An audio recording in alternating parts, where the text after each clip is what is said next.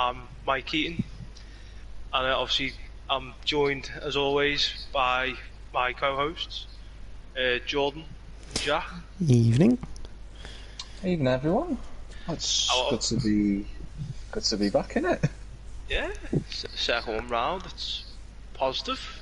It's good start, isn't it? So, how are we anyway, chaps? We all good, yeah?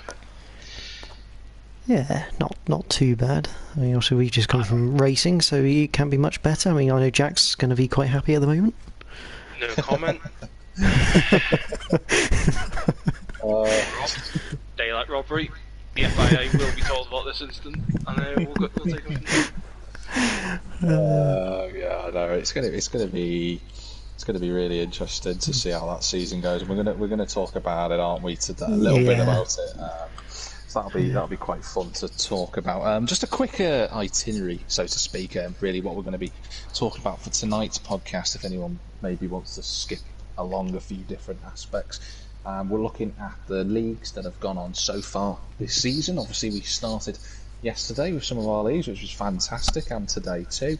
We're also going to discuss, and Jordan's going to mention this a little bit about the upcoming leagues for this week. Following that, we'll have a little conversation about the Real World Championships that were settled over the weekend. Spoilers for anyone who watches the British Touring Cars, Formula 1, or maybe even anything else that we might bring up. And then a couple of other little important points at the end, a little bit about PlayStation 5 with Gran Turismo, and a couple of aspects that we'll get into later, which I know Mikey wants to talk about. So, let's talk about the league so far, Jord. Yeah, I mean, should we start off with the one where the episode title so brilliantly goes with? There it is, the Coates vs Newton Mini Cooper Cup. Void. Obviously, this week GT Sport servers have been very plagued with troubles. And I know there's meant to be another league tonight, which we'll probably talk about in a bit. But yeah, it just didn't happen, did it? No, it was really unfortunate. Because we were already commentating, had the whole setup all ready to go, and then Gran Turismo Sport decided no racing. We tried No 3 race times. for you. Yeah, pretty much, yeah. I mean, it all stemmed from the maintenance as well. It's all come back after the maintenance, in which they've added a new car, which we'll again talk about later. But they did a bit of maintenance out of the car, and all of a sudden the servers have, decided not. Working. Yeah, it's not working. There's other phrases that you could use, but we're not going to. Yeah. It's a shame, but you know, we turned it into, I think it was Bruce Lee Harden who coined the phrase media day. But it was into his biggest practice session. But positives from it, everything was really close to, and we did see some racing in practice. So, and the times were very, very close. So it's promising for when it does kick off next week again. Absolutely, I think it's going to be a really good series to watch, the commentate on for me and you, Jordan. And like you said, during those practice laps that we saw a couple of big battles going on. The White House was getting involved. We saw Rally Maths getting involved. A couple of other drivers, the Les too. So it's going to be interesting. The whole grid was separated by, I think it was about 1.3 seconds. And I spoke with Traumatic Dave this evening, one of the competitors, and he said, well, you know, it was unfortunate that we couldn't get the racing done, but he did 50 laps straight last night of testing, and he said, you know what, I feel like I'm right in the mix of it now. I feel like I'm about only half a second off those practice times, so maybe the extra week's going to give everyone an opportunity to get a bit more practicing, get a bit more speed, and make it even more competitive. I'm really excited. I am absolutely really looking forward to it. No, You'll absolutely. make you sound like a kid in a candy shop, and I'm absolutely made up for you. No, I mean, first your commentary, and that happens. So should we move on? I mean, next up, should we go P to the PC for Mondays? Yeah. PC Master Race. Yeah, Jack, I'll let you introduce this one. Yeah, Lee's obviously, hosting the race room, the WTCR package, which is, in its 4th season now. And Lee, like we said last week, Lee's done a fantastic job with the servers there in terms of race room and the platform that he's provided in terms of this the lobby setup and free races per round. And I'm just looking at the championship standings at the moment from the race on Monday, and I'm just looking at the championship, looking quite competitive already. 2 race winners out of the 3 free races that they had yesterday. So Zariah Gurunyan, he's currently leading the championship on 82 points. Lee himself is on 73. Captain consistent as ever is Lee with 2 podiums there. And then Jamie Dory's just behind on 71 as well, and Ben Walker on 69. So looking quite close in this championship. It's just been placed into the chat. There's also an image that has just been sent through to me actually from the stream that happened, and it seems that Jeff had become part of the track. I'm not quite sure how that's managed to happen. I'm just sending these through to Mikey just so he can have a look at the moment. But I don't quite know how that's happened, but it looks like it's a very competitive championship already. I mean, 3 races in and we've got 5 different drivers taking in 9 potential top 3 spots, so that's going to be exciting for the season ahead, isn't it? I think someone's trying to camouflage and conceal into the track there, mate. Go for blended. No one's going to notice the. I can't even make out what car that is. I'm not even going to lie. All I can see is 4 bits of rubber and a wing. I want to say that's the Audi R. You can't see this on the stream at the moment, but it looks like it's trying to describe it. The Audi RS3. Is it an A4? Yep. I'm gonna gamble it's an RS3, but I'm sure Lee will correct us in the stream if he's watching. It looks like the car's like sort of embedded itself into the sort of like grass. There's like 4 wheels that are above the bonnet. Do you know what it reminds me of? Do you remember the Muppets game? Like, when you could like sort of crush people, crush other competitors, but the wheels would be like dead massive still, like, eh? Indeed it is. So yeah, it's looking like a good championship at the moment, and I'm looking forward to seeing how next week goes with Race Room, and obviously we'll be talking about the 2nd week's worth of results come this time next Tuesday. Yeah, and the nice thing to note is that it is, I believe, being streamed at the moment by Alex Everett. Alex Everett, yeah, from on YouTube. So I have what I think I'm up to about qualifying in this at the moment, and it does look quite good. I mean, a lot of drivers on the grid, and I know Lee's also had to change the way the point system works because of the amount of drivers he's got, which is fantastic to hear, really. Having that many people in a league to have to actually change the way the system works.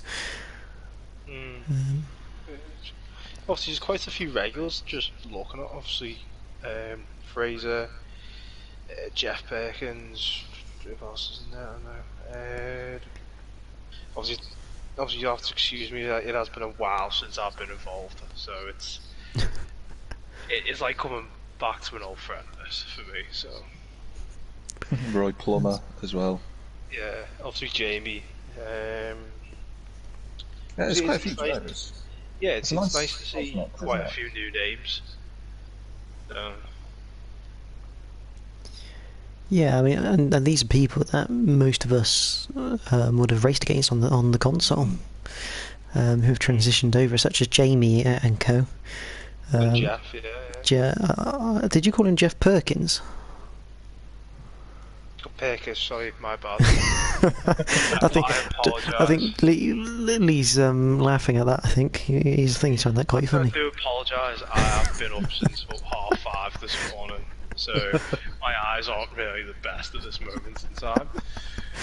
So, but Brands Hatch Indy next week, that should be quite good for them, I reckon. That especially after watching the British touring cars around there the weekend just gone. I wonder if they can have some rain in Race Room. Could you imagine that? That'd make things a bit interesting. That would be quite interesting, yeah, definitely. But anyone else got anything else with the WTCR? No, I think it's going to be a case of week by week. I'm sure Lee will be really excited to come and join us in the next few weeks' time as the host. When we can bulk him in our massively busy schedule, I think we can look into that. Oh, I just got confirmation there's no rain in Race Room, unfortunately. Well, sell it all up. Goodbye. Well, I wonder some clever clogs need to start getting a mod in. That was Monday night's events, which we got one more. You always forget this one. The Ginetta GT4 League on Assetto Corsa Competizione. You forgot about this last week. I know. You forgot about it earlier today as well. I know. Yeah. I'm scared to no one else you forgot.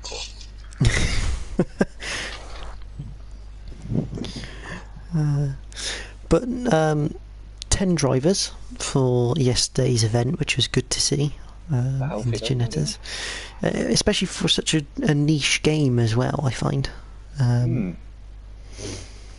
it's a bit like F1 in general respect. It's a very niche game in terms of it's only GT cars on the game, so to have double figures is quite good. I have the points up in front of me. I'm just quickly modifying the spreadsheet so I don't have to keep scrolling across all the time. But RV Motorsport, we're going to use the PSN names because this one's on the PlayStation. He has put the real life names in, but half of them I don't think we'd know. From a podcasting point of view, some people might not be too 100% keen on having their names, real names read out. Obviously, it's different with Race Ring because you do have that, but yeah, you haven't got a choice. Yeah. But no, RV Motorsport took 2 wins, both 21 points for each win. So he's leading with maximum points of 42. Gnarly Pop, who I don't know, have you raced Gnarly Pop, Jack? I certainly have in GT Sport. I said Mikey has way back in the day. Gnarly Pop. I've raced against him back on Project Cars 1. Definitely, he was a pretty Swiss driver back then. So he's good on GT Sport. He's second. Yeah, he's on 31 points, so 11 behind. But it's a really tight actually. After RV, obviously RV's managed to take the 2 wins, but there from 2nd to 7th is covered by just 10 points. And an extra 7 gets you down to 10th. But NXTGEN Beam Flicker, formerly known as web user Johnny, he took 2 third places, so he puts himself in 3rd on 30 points. Mamster has 29. NXTGEN Ultra Kevin, who's going to be on a podcast in the near future, he's gone 24 in 5th. Anne Oldman in 6th on 23, Swede Roger on 21, Big Matters on 18, NXTGEN Danzo 16, and NXTGEN Lager Fanny Stu Packham, because I'm sure he doesn't care if his name's read out. Weird for him, 2 last places in that, so 14 points. He's normally quite quick, but I think I've heard on the grapevine he got a bit unlucky during the races with a bit of damage, so he's ended up at the back. We'll refer to him as NXTGEN Lager from now on. NXTGEN Lager, yeah. Yeah, I think that's how we refer to him. If you're wondering why, go check out his PSN name for those that are curious. But yeah, no, it sounds like another good battling championship going on there. I think was it R4 Motorsport? Did you say at the top of the pile on 42?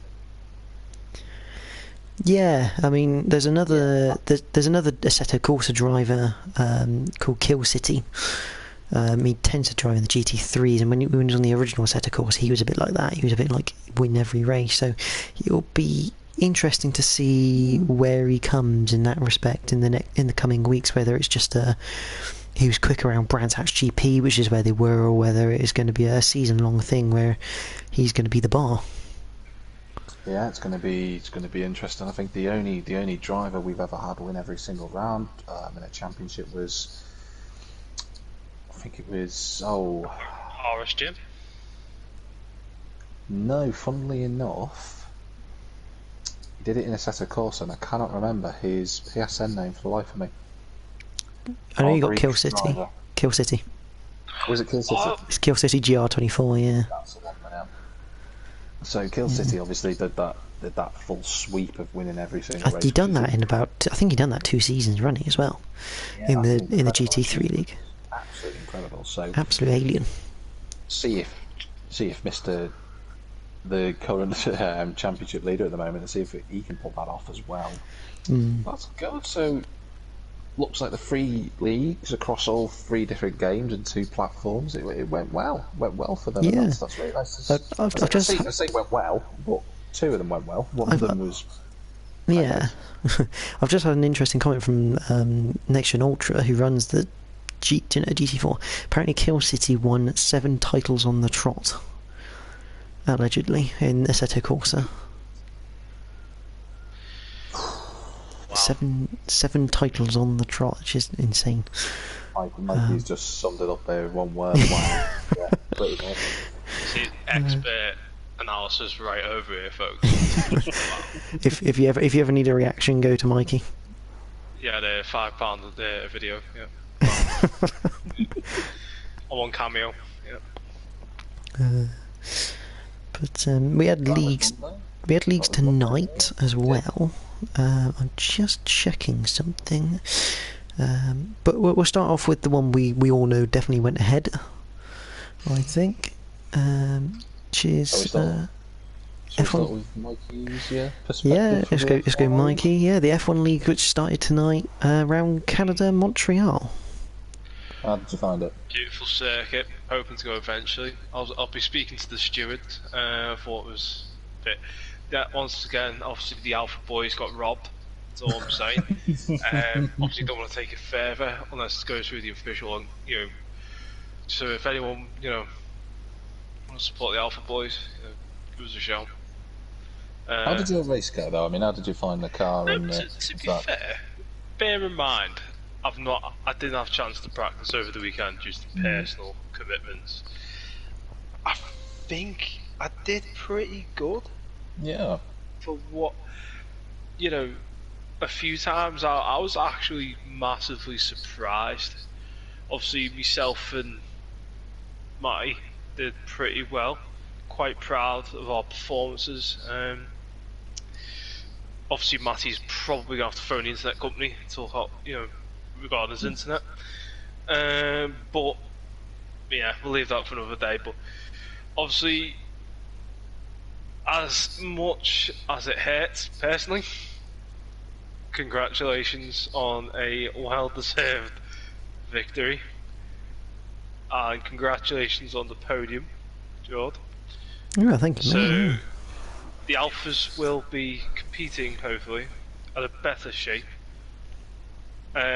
We did have a slight misfire, so obviously affected performance. So yeah, thanks, mate. On a serious motion though, it was a good race. Obviously, Matty and Jord. Obviously, I was behind both of them, and they were putting distance on me, but still fighting really, pretty much most of the race. Obviously, until Matt got disconnected. Obviously, stellar performance really from Jack. Obviously, I think him, Carl, did pretty well. I'm not gonna lie. Obviously, 1 minute he was at the back, next thing he's pretty much on the gearbox. I'm like, oh, yeah. It was quite interesting, I think, from my perspective. I was literally Jordan was streaming the race from his perspective, and me and Jordan are in a party chat with me when we're streaming, and I said to Jordan during the stream, I was and ahhing about whether I should take the soft tyre or the medium tyre for the race and for qualifying. Gambled on the medium, somehow set pole, which completely surprised me. And then I got jumped at the start by Carl, who was starting on the soft tyres. Carl, who is, I hope he's listening right now. He was the champion last season in the F1 mini league that we had in season 18, and yeah, he got into the lead. He led for 3 laps. I sat behind him, got past, and that was it. I was quite surprised. I wasn't expecting to be as quick as I was. He pitted quite early. I think it was like lap 6. That's why he dropped that's why he dropped right to the back, and flew past Mikey, as he so put it earlier. I pitted on midway through the race and got out ahead of him, and that was it. I was on the softer compound after that. Car felt fine. I didn't have any big troubles. Didn't have any wobbles. I had a few wobbles. I think that's what. But the thing is, near the end of that lap 14, for the hairpin, the swing right to the left. Obviously, the back end decided to go ice skating, while the front end wanted to go straight. And we all know what wins in an F1 car: the rear. Yeah. I hit a wall, near stepped back, and then what was it? I was 21 seconds behind fifth. Fifth. When I left, I managed to get it within, I think it was 5 seconds within 3 laps. If I'd not crashed, I would have caught up. So I think I did pretty well. Definitely. I think for me, like I was saying, I don't think there was any problems during the race. I felt quite comfortable. There was no problems. I was saying to Jordan actually that it felt quite simple to drive the car. I could push where I needed to, and I could have kind of just stroked the car home really towards the end of the race. But I'm not expecting it to be like that for the future car. They're so quick. So I've managed to get a win on the board for the season. It can only go downhill from here. Look at it this way, chaps. We've got obviously yourselves, the McLaren boys, leading the constructors by 41 points. Divebomb.com with BTR currently on the top step after the first round. Jordan, how did it go for you? Because I know we were talking, but you were quite intense with Matty. Yeah, it was interesting. So I took the same approach as you, Jack, and Mikey Fair. Both the Alphas done the same strategy as us by going on the mediums. Got off the line and had a good initial launch, but couldn't quite get Matty through turn 1 and 2, which is a bit annoying because I was hoping just to get past him and try and latch onto the back of you, F1 L Hack, we'll call him. And him, Carl, but that didn't happen, and I hit the wall at the hairpin on lap 1, which is handy. Broke a bit of my front wing, gradually caught up to Matty, and Lionel Greasby, as he's known, had a really good battle, to be fair. I got past him into turn 1 round the outside of turn 1, which I was very happy with. I was like, that'll do. And then he just managed to stick with me through the middle sector where you need the front wing, and overtook me back on the straight like I was a sitting duck. But no, and then to be honest, I was quite lucky at the way that line of Greasby kind of disconnected because my pit crew decided to change my front wing even though I didn't want them to. So I got very lucky in that respect. But no, the car felt fine. As you know, Jack, I was fiddling with my wheel settings. I don't know, about 10 minutes before qualifying. I spoke to Matty after the race. Obviously, he said he's disappointed, but bear in mind the pair of us had no time to practice over the weekend. We're actually quite happy with obviously where we are, but and a big but. We obviously, it's a big. Obviously, as people who know me personally and Jack personally, always know I will do anything and everything to beat Jack. Like, even if he was in last place, as long as I beat him by 1 place, I'd be a happy person. I wouldn't really care about anything else, But if that's the way it's going to be this season, I reckon it's going to be quite interesting, lads. Just saying. I think so. I think I mean, for myself, I haven't actually been on F1 for about 3 weeks, so that was quite interesting. But that's it tonight. I broke my front wing twice during practice, which basically sums up what my season's going to be like. carrying on from last season. You genuinely need to stop with the wings. I'm not even joking. Carl spun on the formation lap, so it's not just me that's done it now. Well, speaking of the formation, I have no idea what happened on that between me, Alhack, and Lionel Greasby. Basically, what happened, from what I've been told, or what I've seen, was obviously Carl, the front braked. Matt had no chance to respond, and then you've gone into Matty. Mm. So it was basically a free pile, car crash, effectively. That's what I thought. I thought the Mercedes ahead of us anchored on the brakes in a really weird position. I thought it was weird because then we've gone round the corner, and Carl's facing the other direction. And I'm like, just itchy at the hairpin, and I'm behind you, even though I qualified in 6th, and I was like, hey, what's going on here?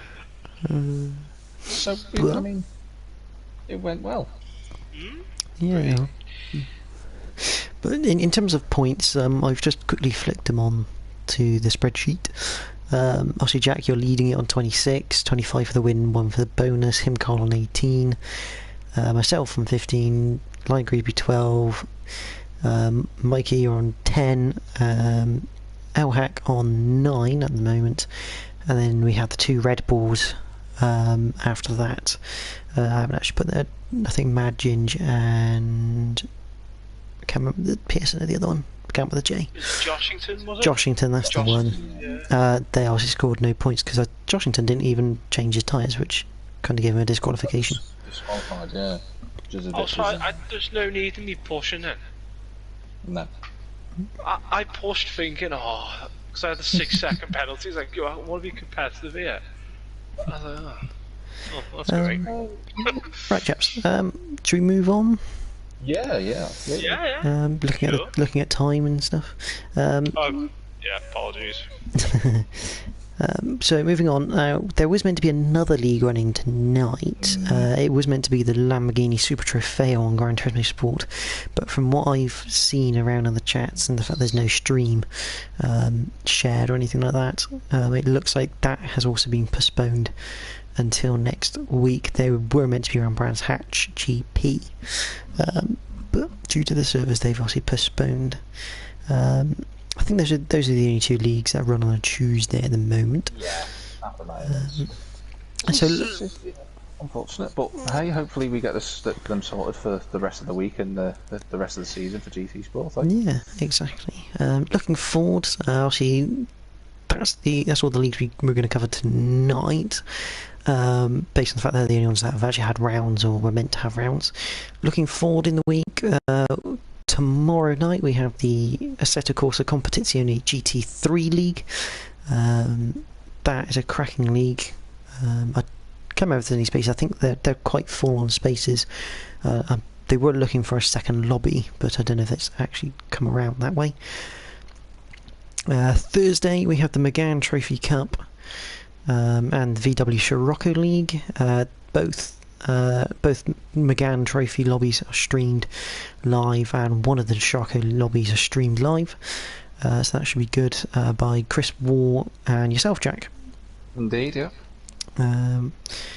Is there anything else on a Thursday? I don't think so. I think that's the only ones on a Thursday. Oh no, we've got the Assetto Corsa Competizione GT3 and GT4 mixed series on PC, hosted by NXTGEN Ultra, or Kevin Smith as it's on the thing there.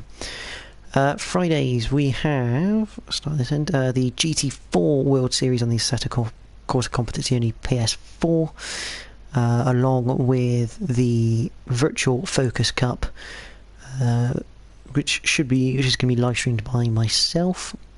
Got a full lobby of drivers for that, so that's going to be a great league to watch. Then we head also on Friday to the Porsche PMR Cup on iRacing, with the Porsche 911 GT3 Cup car and the Porsche Cayman GT4. And finally, Sundays we have the Fast R BMW M4 Group 4 League, hosted by Dark Sykes. I believe also being streamed by CJW Racing Chris Wall, and the R Factor 2 League of the European Touring Car Series. That'll also be kicking off after a successful pre-season test at Castle Combe. Brilliant. A lot to look forward to then. Absolutely. Going to be awesome to see how those go along, and do make sure you check those out on the NXTGEN social media channels, of course. Make sure you check their respective Twitch streams that are available. Obviously CJW Racing, Jack TM53, Synopsis, looking at JPH99 as well in terms of the Monday broadcasts, and we also have got a number of the commentators which we'll link into the description, which will be pretty swish. Now, obviously, spoiler alert for anyone who's going into this next part. If you haven't watched this weekend, we had a number of real world championships that were settled at the weekend. Obviously, the Formula One World Championship was settled at the Turkish Grand Prix, which was fantastic to be back, and also the British Touring Car Championship was settled too. So I just want to quickly, just briefly mention these, because I feel like it would be ignorant of us really to not talk about Lewis Hamilton's 7th World Championship. I think, you know, and Mikey's known me for a long time, and I've never been Lewis Hamilton's biggest fan. And Mikey will readily agree with me on this. But this year, I've seen quite a new side of Lewis in terms of all of his support for Black Lives Matter, in terms of equality and diversity. It's been fantastic that he's done, and I've actually grown to respect him a lot more. But I have to say, his drive at the Turkish Grand Prix was absolutely phenomenal. Even I have to put my hand up and say, you know what a drive. In a car as well, that through practice, through qualifying, in those particular conditions, didn't look very good, if I'm completely honest. It struggled in qualifying, and it was struggling in practice. I mean, it was looking like if Verstappen could have just kept the car on the road, it should have been a Verstappen show until Lance Stroll turned up and put it on pole. I know, and I think, you know, one thing that this does earmark, and I know he faded towards the end of the race, Lance Stroll, I think he's answered a lot of doubters this season, because he's gone through a very, very rough patch. Well, Lance Stroll could have got done over by Racing Point, because they brought him in for that second stop, which really wasn't necessary in the end, as Perez showed. But in the same respect, it was the right call at the time. Yeah. I'd say. But I think in hindsight, we can always look back and say, no, he should have stayed out. He probably would have been on the podium, at least. You mentioned Lance Stroll, but you've also got to mention Sergio Perez as well. The fact that man does not have a drive next season is ridiculous. I mean, personal opinion, I prefer Perez in the car compared to Stroll, but obviously Lance Stroll's seat is secured because of Daddy Stroll, who owns the team. I think in some cases, you know, and I've seen a lot of criticism of Stroll this last few years, actually, since he really joined Formula One, and I've always sort of been a defender of his, because you don't win a Formula 3 championship without being a good driver. You know, he beat Max Verstappen that season. He did beat, you know, a number of other very creditable single-seater drivers. But Stroll was, you know, had a fantastic weekend, led for most of the race. In hindsight, he probably either could have potentially got a podium. I think he probably would have been overhauled by Hamilton's incredible second half of the race performance. But I mean, I'm going to ask Mikey this. Go on, John. Before I was going to say, I mean, obviously, Stroll is quick, but personally, I think to kick Perez out over Stroll is, in my opinion, wrong. But that's just the way it is, isn't it? I think the thing is, though, is that the other question you would say is, based on this season's results, would you have had, and I'm not going to ask you this, it's more a rhetorical question, it's something for people who can even comment in the chat if they want to. The question you could ask yourself is, should Vettel be in an Aston Martin next season? Well, that's really the question. You could, if you're looking at Perez, how good he's been over his career, he's been known as a very good driver. You know, not a race winner. He could have been driven for McLaren. Had circumstances been different, of course, but he could have done. Now, I want to ask you this question, Mikey, because you know we've watched F1 for years, and I know for you, Mikey, it's sort of been on and off over the years, depending on the situation and everything. But yeah, if you look at For me, and I think for a lot of people who are listening, will probably agree with this. You know, the best drivers through Formula One's decades. You know, in the 50s you had Fangio, in the 60s you had Jim Clark, in the 70s you had a multitude of drivers like Jackie Stewart, James Hunt, Niki Lauda. In the 80s you had Prost, Senna, and let's not forget Lauda also winning the championship along with Piquet. In the 90s you had obviously the dawn of Schumacher, and even into the noughties as well. So you look at the drivers I've just mentioned, you say they are the upper echelon of the greatest drivers in Formula One history. Would you add Hamilton into that list? No. Really? Yep. Really? Okay, go on, why? Right, this might come as quite spectacle, but don't take... Fair enough, I'll put it here. The talent, he's got a lot of talent, yeah, right? That McLaren, right, where he won his first one, fair enough, but it was a quality car. And every single car after that has been literally the best of what it is throughout the whole championship. Like, Mercedes haven't been touched once. Do you know what I mean? So... I know Jordan's going to jump in now.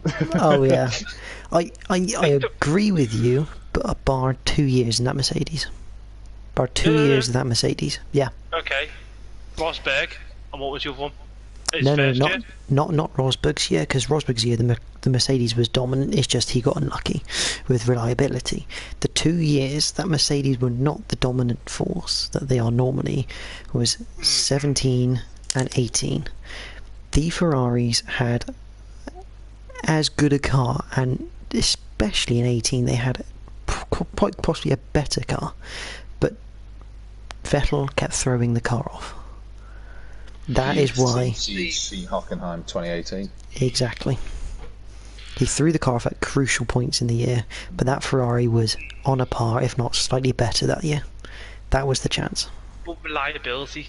you can't always blame the driver, and this is one thing that really does get to me. It's like when you see people who don't do it for a living, or they don't have an understanding. Oh, it's the driver, it's this, it's that. You've got to remember these. It's all well and good, but you get people who say that who are driving 1.6 Focus or whatever, other cars are available. To work or whatever to the track. You got to remember these guys don't have ABS, don't have traction control, stability assist. They don't have all the electrics your normal cars got. These guys are working on G-forces that, let's brightly be honest, is stuff that pilots go through. Yeah. Negative turns and stuff like that. I'm not going to go into it because I don't understand it. Are you trying to say though? Are you trying to say that there's no bad driver in F1, so to speak? Well, in theory, there shouldn't be. No, it's not that. It's actually saying that, yeah. Because if they were bad, no disrespect to anyone else, they wouldn't be there. No. He's a top 20 in the world, allegedly. Well, you got to look at it this way, some people, obviously the good drivers, there's some really good drivers, they are, in their own respect, a lot of them are really good. It's obviously some are better at certain, category of racing, open wheel, LMP, stuff like that. That's completely different. WRC, I could go on. But, me personally, give it 5 years, Formula E, I personally reckon will be bigger. No chance. As a person who hates the whole, hybrid electric, save the environment and Dolly the polar bear and all that, it does my head in. But at the same time, I've only watched a few races of Formula E over the past few years. Formula E, so competitive. Formula E was fantastic at the start. And the reason I say at the start was because they had to change the cars, because at the time the batteries couldn't last a race distance. And it was literally when they pitted, it'd be the new car. It was brilliant, but it was absolutely brilliant because they had to come in, they had to unbelt, jump over to the next car, and it put in a bit of strategy because they had to use a bit more electric or a bit less electric to go a bit further, or they could use it to try and build a bit of a gap. Yeah. You know, it was great. You had them jumping out of cars, but obviously now they've had their Gen 2s. I think they're still on their Gen 2s. They last the whole race, and it's made it a bit more boring, in my opinion. But you could say that with F1 though. But, with all this technology and aerodynamics. 2022 F1 will be better. I'm telling you now. 2022. I'm just going to jump in because we genuinely could end up on a tangent here. Yeah. We already I can feel like we've already gone down that rabbit hole already. But what I do want to say is just to come back to Lewis Hamilton. Let's not forget Lewis Hamilton, in my opinion, is the greatest of his generation of drivers. Okay, that's what I would agree with. At the end of the day, you look at his performance from when he started in 2007, so Schumacher had retired in 2006, so it doesn't even include Schumacher. In 2007 to 2020, he's been the best driver. I know there are some who would argue Vettel from 2010 to 2013. But should he come back, though? He wasn't the same. He was, he wasn't the same. I don't think it was the car. If I'm completely honest with Hamilton, this year should have been his 9th title. No. He should have won 2007. He should have won that rookie year, but because he went off in China, he didn't. He should have won that year, so that would have made him 8. And he should, if the reliability had been better for him in 2016, he'd have beaten Rosberg. So in theory, I would argue, just because it's just popped into my head before we move on, 2008, Felipe Massa, 2 races that season. He was leading Hungaroring with 4 laps to go, and then his engine went and Hope overlined and took his first ever win. And they didn't have the fuel hose at Singapore that year, which eliminated him. And I think those 2 things stopped Massa from winning the title. So you could wind it back. You could argue that, yeah. But in principle, it should be at least 8. What I want to say though is, let's not go in any further into it. Let's not get bogged down with who said what and who's done what. Yeah, I think regardless of which side you're on, whether it's Hamilton, Verstappen, Ricciardo, whoever, I think we all have to admit that Hamilton is a very well-deserving 7-time world champion this season. Yeah. I don't think Bottas is capable of winning the championship. I'm waiting for Russell to get in that Mercedes. I want to see how quick he can be. I'm going to say it now. 3 years, Lando Norris. That's all I'm saying. I'm feeling confident. No, as Mill said before, I agree with that he's the best of the generation. I just don't agree he's one of the best. Because, fair enough, you've got to remember when you've got certain times, back in the day, 50s, 60s, 70s, even 80s, these guys would go to the track, do the business, all that, get off the track, and then go for a jar. You know what I mean? These guys were living like rock stars. The end of the day, you got all from their point of view, they were closer to death than most people.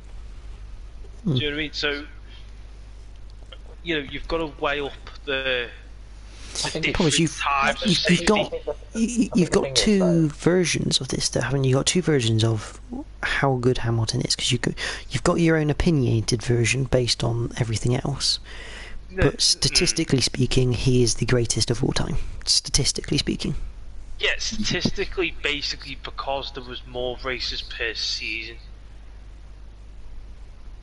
But we can go all day. We can go on all day. No, see, I agree with you, Jordan. It's just the stat part of it, do you know what I mean? I would cause arguments for the sake of causing arguments. So, another championship that happened this weekend as well. We obviously had the British Touring Car Championship. And spoiler for those who don't know the champion, it went to Ash Sutton. who won in his Infinity Laser Tool Racing car that he's got. And to be brutally honest with you, I think, you know, a number of drivers this season, like Colin Turkington, Dan Camish, Tom Ingram, Roy Butcher, they've all had great seasons, but I think Ash Sutton has proven to everyone really that he can win a championship in a car that is 9 times out of 10 not the quickest on the grid, and I think that's just he made that Infinity ridiculously faster. I mean, you look at Aidan Moffat. I mean, don't get me wrong, Moffat's not the quickest driver by any stretch. He's decent, but he's not in what I'd classify as my top 10 touring car drivers in my opinion in that field. But Ash Sutton did make that Infinity's legs as long as they could go. I think it's a bit harsh on Moffat. I think he's a good driver. I think he's a good driver, but to me, I mean, he was better in the Mercedes, in my opinion. He was better with front-wheel drive. Yeah. You know, and it's why my kind of thoughts about him have just kind of slipped a little, because you know, Ash Sutton, he can go front-wheel drive to rear-wheel drive because he was in the Clio Cup. You know, he's done he's obviously the Subaru and the Infinity has been rear-wheel drive. And in the wet as well, in a rear-wheel drive car in the wet at Bratz, it's ridiculously good driving. Yeah, it was fantastic, and he was very well deserved. And a side note, I've actually met Ash Sutton. Just to throw this in, I actually did meet him, and I actually spent a few minutes with him at Alton Park a few years ago. And when I say a few years ago, this was back when he was driving the MG6, when it was a car that was capable of winning touring car races. And he came. This was before he won his first championship. And he came across as a very pleasant lad, really friendly, happy to chat, and was just very genial. So I'm really chuffed that he's won his second championship. I think next season is going to be difficult, and I don't mean difficult for him. I just mean it's going to be difficult for the drivers. There are a lot of rumours going around. There's a lot of positive news. Obviously, Cupra are joining the series. For those that don't know who Cupra are, that's the performance brand of Seat. They're going to be coming in with Team Hard, and the car looks mint. The car looks absolutely brilliant. It looks so aggressive. It's like, yes, this is what we need.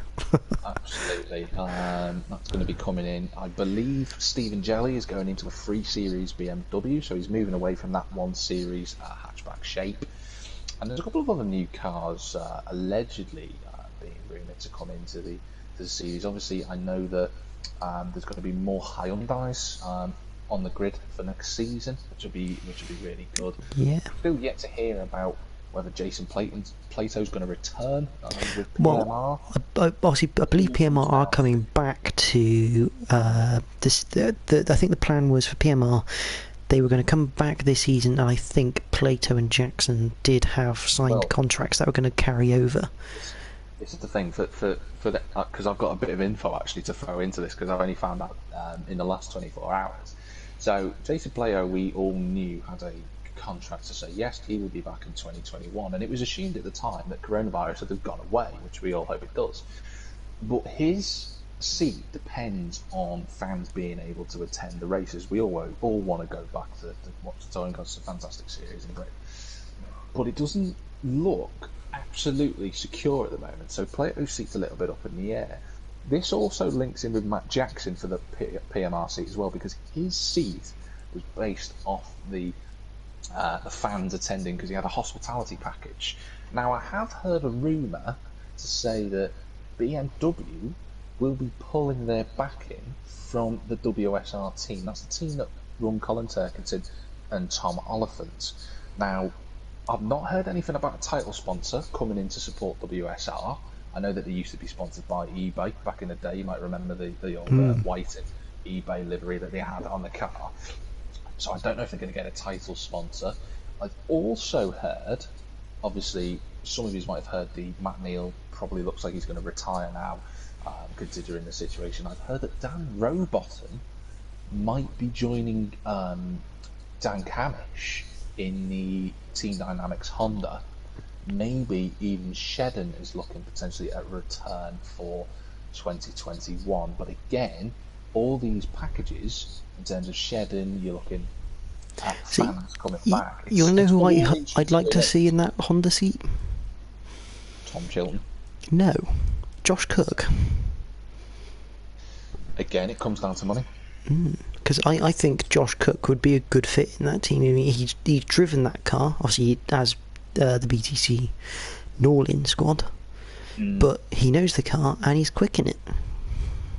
He's very quick. And another good piece of news you might not have heard: Jake Hill returning to. He signed a contract, hasn't he? He signed a contract. Looks like he might be driving the FK8 Civic rather than the FK2 that he's been in this season. And I think, had it not been his earlier dramas this season, you'd be looking at Jake Hill as an outside championship contender. Had it not been for the problems with that car. So he's a very, very exciting young prospect for the future, and I do quite like Jake Hill. I think he's a very good driver. So that's the BTCC. Can I just throw something in the works? Yeah. Do you know when you said who would you want to see in that Civic Type R? Yeah. I have one name only. Go on. Rob Austin. How funny would that be? Yeah. I have heard. Again, it's funny you should mention. I have heard rumours of him coming back to the grid because for those that might remember, he obviously did that one round at Thruxton. He put the PMR Extra in a very, top 10. It was the only time you really saw it in the top 10 this season. He's still clearly got the ability to drive the car. It just comes down to fun. It's a shame he couldn't really develop that Alfa Romeo, because that was looking like it could have been quite a good car. It was a lovely looking car. Was it a few years ago, Bill? It has now been sold, that Alfa, and for those that are wondering how much a touring car NXTGEN touring car costs, it sold for 95 grand, all pieces included. That's not a lot, really. 95 grand. Obviously you've got to remember running a touring car. Yeah. A lot of costs. But just for the car, that's not bad, is it? I mean, considering like in the rallying world, a brand new R5 would cost you €180,000, and even second hand, that's €120,000. Yeah, but you don't want an R5, do you? Where for club? Like you're gonna be, you're gonna want something that breaks down, makes you frustrated. Do you know what I mean? You're gonna want to rip something off and start like hitting it and realise, oh god, I paid so much into this. But don't get me wrong. Your type of rallying is different from my type of rallying. Your rallying is like a top of the range Ford Fiesta. Mine's a Metro 6R4, literally on 5 cylinders from time to time. Wheel bearings damaged, everything. But then still being able to pull up in a shed, get a jack stand under it, change it, happy days. Look at that, nothing wrong with it. But back on British Touring Cars, another driver we haven't really mentioned, which I've been thoroughly impressed with the last couple of years, is Tom Ingram. Now, if they could get that Corolla to work in the first half of the season, because it was really weird. Like the first few rounds, it looked slower than it should have been, and it gradually came good as we got to the second half phase of the season, and he was in an outside contention. But if that Corolla can work as it should do all season long, he's got a really good chance next season. He does, but they do need a second driver, and I've heard that they're looking for one with the funds. And if they do get another driver for that Corolla, I think you would definitely be looking at a potential championship challenge again, and maybe even a bit further in terms of up the field with more results and a bit more luck. He could be a champion. He deserves to be one. He's definitely got the ability to do it. I've just been looking at a quick little gander. Just a few facts. I found an interesting one. Camish, right, won the British Formula 4 Championship by winning every single race that he entered that season. He did, yeah. In 25. That's just mad. He's always been a very good driver, and I think even this season he was a very good driver, despite the fact that FK8 has never been right. Compared to the FK2, it was never. There's bits still that not quite there with the raw speed. I think it's Camish does well in that car. Camish does very well in that car to make it do what it does. It's almost I get like an Infinity feel from it. It's like it's very good, but it just hasn't quite got that last bit that the BMWs did have until it started raining. The thing is, with the FKs, bear in mind the FK2 was up for what, 3-4 years? Yeah, and obviously, then as soon as the FK8 came out, obviously, Halfords, Uelsa, straight into them. It's not really a lot of time to develop. You know, I think that obviously in that regard, it's good when you see manufacturers such as like Honda and BM and all these other manufacturers getting involved, and you know, how can they make it even more competitive each season? Like, I think that's a big dragon for say the likes of people like me. I'd like to say. I tell you, the biggest thing with Sutton winning this year, though, you say about making it competitive, is that Infinity has a Swindon engine in it, which is the Toka standard engine. That first time that the Toka engine's won outright from, and that's a Swindon motor. Which, don't get me wrong, it's no slouch, obviously, but compared to like your manufacturer developed ones from the BM camp, the Honda camp, even the Toyota camp nowadays, you know, it's impressive that just a standard regulated engine that Toka have just gone to an engine and gone, build this for us as a just standalone engine. You know, it's good to see that it can take it to that. I want to jump in one last thing about the touring cars before we move on, because I'm going to cut the because I'm conscious of time, so I'm just thinking we'll come back to Gran Turismo Sport later on in another podcast, because I know Mikey's got one last thing he wants to talk about.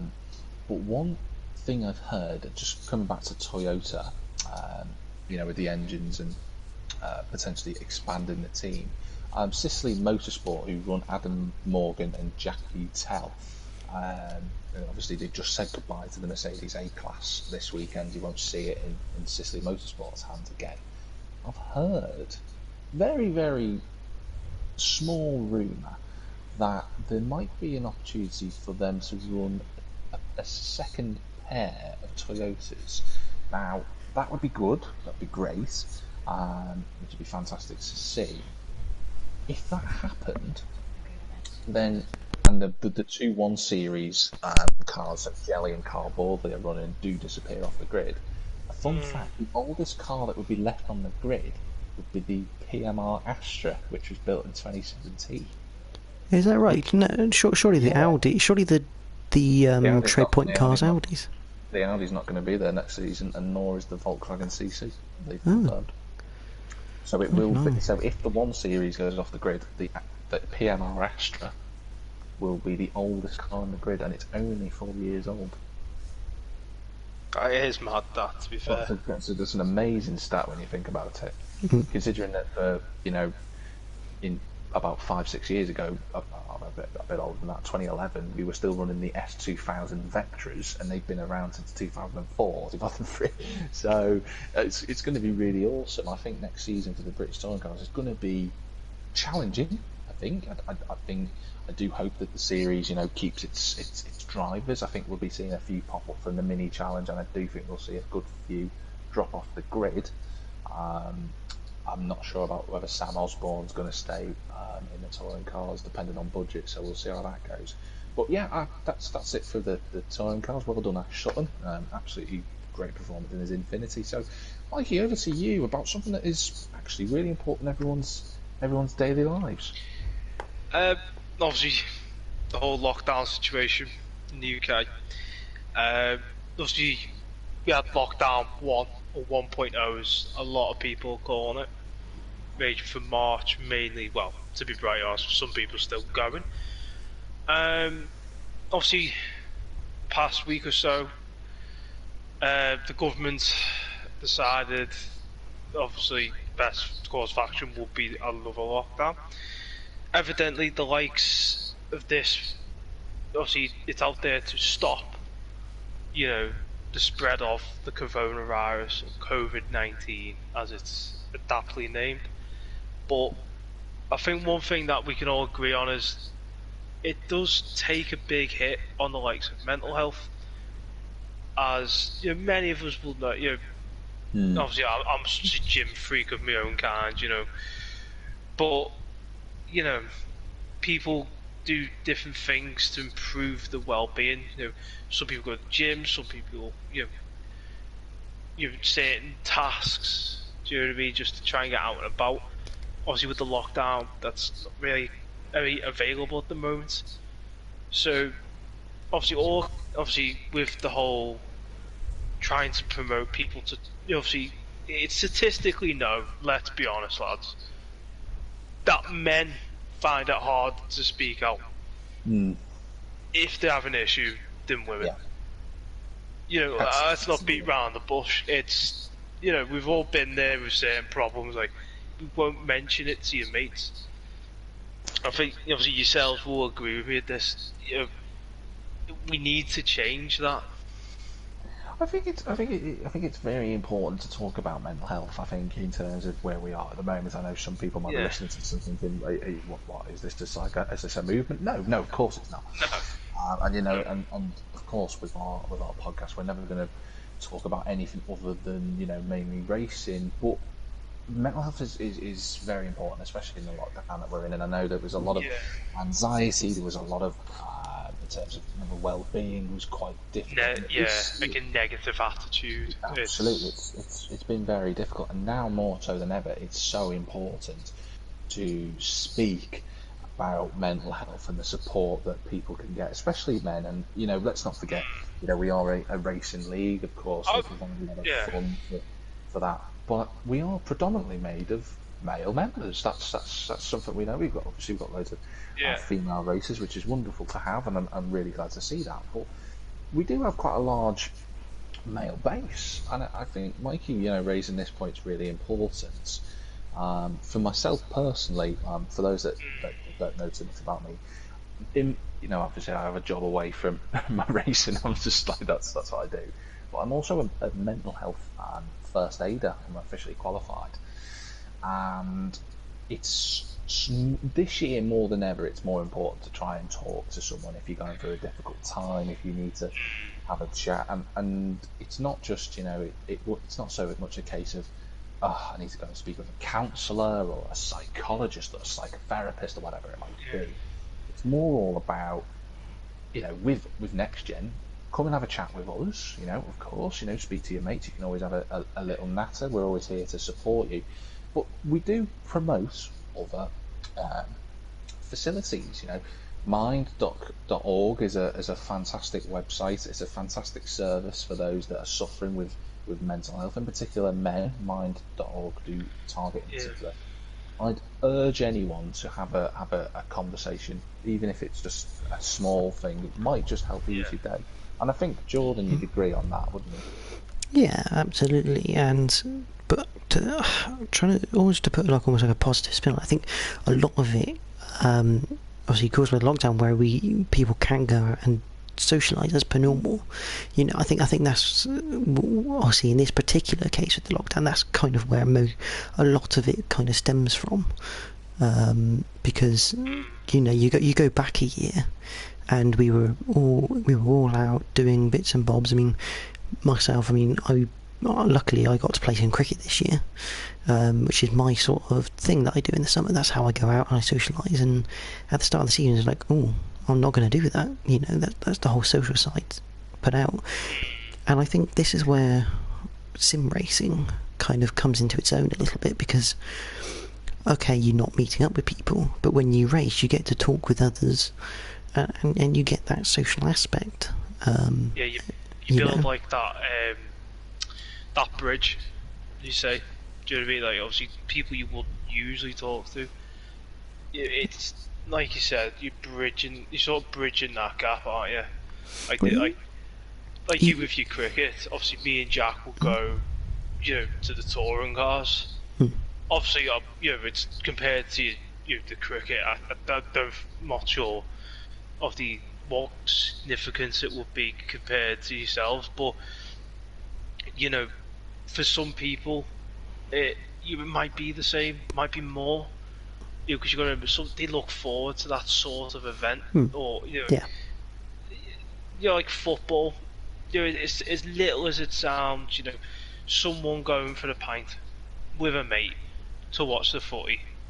You don't really get the significance of it until it's obviously not there. You don't realise what you have until you've lost it, so to speak. I get you. So obviously Jack said, there is, what was the name of the organisation again? Sorry. Mind.org. Fantastic. Obviously, you've got Samaritans as well. You can. There is numbers on there. You can just, even if it's just to say Jack will agree with me. I can be the most stubborn person going. Yeah. But obviously, thanks mate. But you've got to open up. You've got to talk, because if you don't talk, you're gonna just send you around the bend. Yeah. Basically, don't go wrong. I'd love to go, pub, have a laugh, watch the footy, or knock on Jack's door and annoy him or whatever. But obviously, this is the course of action that this is the hand we've been dealt. So we've got to just get on with it as such. Got to work together, haven't we? Well, that's the thing. Look, happily at the moment, due to the latest, figures. The Liverpool City region was at 261. 6 o'clock this evening. That's reported from the BBC. Yeah, I mean, looking at it, we could absolutely talk loads about the testing and everything, but I'd rather not go into that, because I think it's. No, I know. But it's just trying to see some sort of positive. Yeah, it is getting better in certain areas, and like was announced by the government. It's not going to be a position that we're in for long.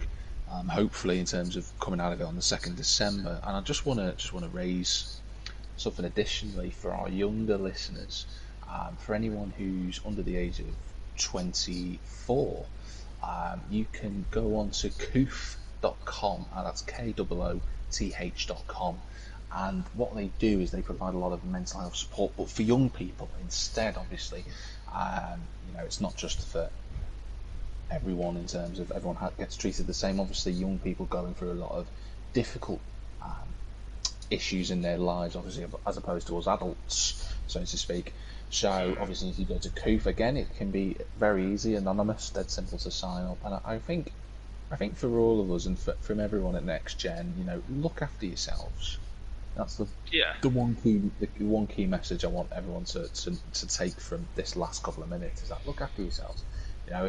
If you need to take yourself away from a situation or whatever it might be that's going on in your life, just know that you have people you can talk to. They're all available, whether it's a friend, whether it's a family member, your mum, your dad, your brothers, sisters, wives, whatever it might be. Even if you get annoyed by your wife or whatever it might be. Your partner, whatever. Or your partner, of course. Yeah. Just have a chat. Just have a, sometimes it does help to talk, and that's all we're raising really. We're raising awareness, aren't we, George?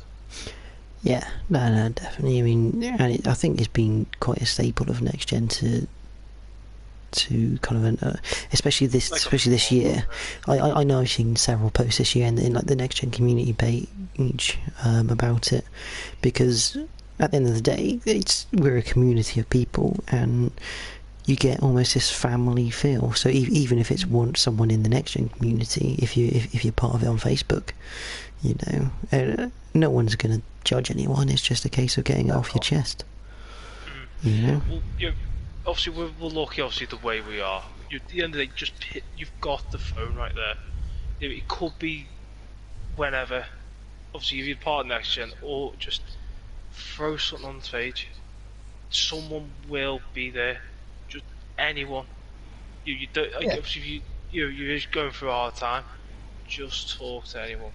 Yeah, absolutely. Because all I can say, it literally, even if it's as petty it might sound, you've had a bad day at work, or you're stressing about this, or you're certain, factors that, let's be honest, we can't control. All I can say is just talk. I can't stress it enough. Yeah. like obviously I've known one or two people who obviously for certain reasons haven't, and it's developed and it's not gone the best. It's not very. It's quite hard. Another point to mention here as well is that we're not forcing you to talk. Okay, No. that's the one thing to remember. We're not forcing you to talk. But what we're just trying to raise awareness. Awareness, yeah, absolutely. Yeah. And that's sort of what I want to end on on a positive note, is that next gen, we're all a community.